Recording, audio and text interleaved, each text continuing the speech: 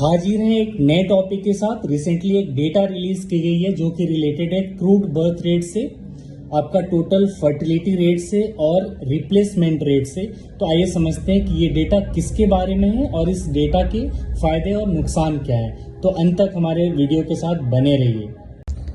Crude birth rate के बारे में बात करें तो पहले हम समझते हैं कि क्रूड बर्थ रेट होता क्या है। बेसिकली ये नंबर ऑफ बेबीज बोर्न पर 1000 individuals is known as crude birth rate.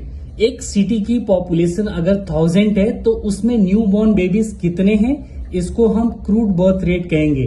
2023 की बात करें तो ये डेटा जो 19.1 था अभी रिड्यूस होके 18.4 हो गया है। दैट मीन्स कि नए बच्चे कम पैदा हो रहे हैं। इसका इफेक्ट क्या होगा कि अगर न्यू बॉर्न बेबीज रिड्यूस हो जाएंगे तो हमारी पॉपुलेशन की एजिंग बढ़ जाएगी, मतलब एल्डरली लोग ज्यादा हो जाएंगे, हमारे यूथ कम हो जाएंगे।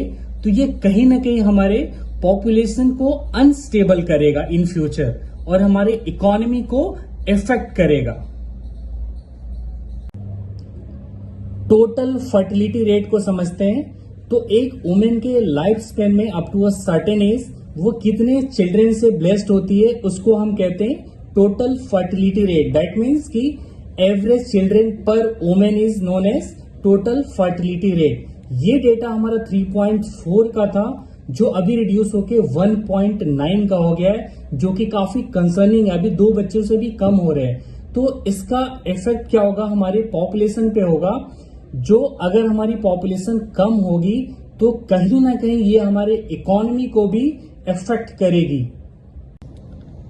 चलिए अब रिप्लेसमेंट रेट समझते हैं क्या होता है। तो बेसिकली एक फैमिली में मदर और फादर को रिप्लेस करने के लिए कितने चिल्ड्रन चाहिए उसको हम रिप्लेसमेंट रेट कहते हैं। मतलब मदर फादर 2 हो गए तो एटलीस्ट 2 चिल्ड्रन तो होने चाहिए जो कि उनको रिप्लेस करें और हमारी पॉपुलेशन को स्टेबल रखें।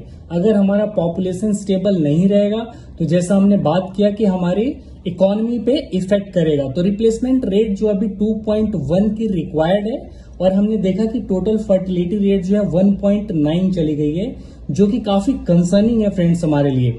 जब हमारा टोटल फर्टिलिटी रेट ही रिड्यूस हो रहा है तो रिप्लेसमेंट रेट ऑब्वियसली वो हम मीट नहीं कर पाएंगे और हम अपने पॉपुलेशन को स्टेबल नहीं कर पाएंगे।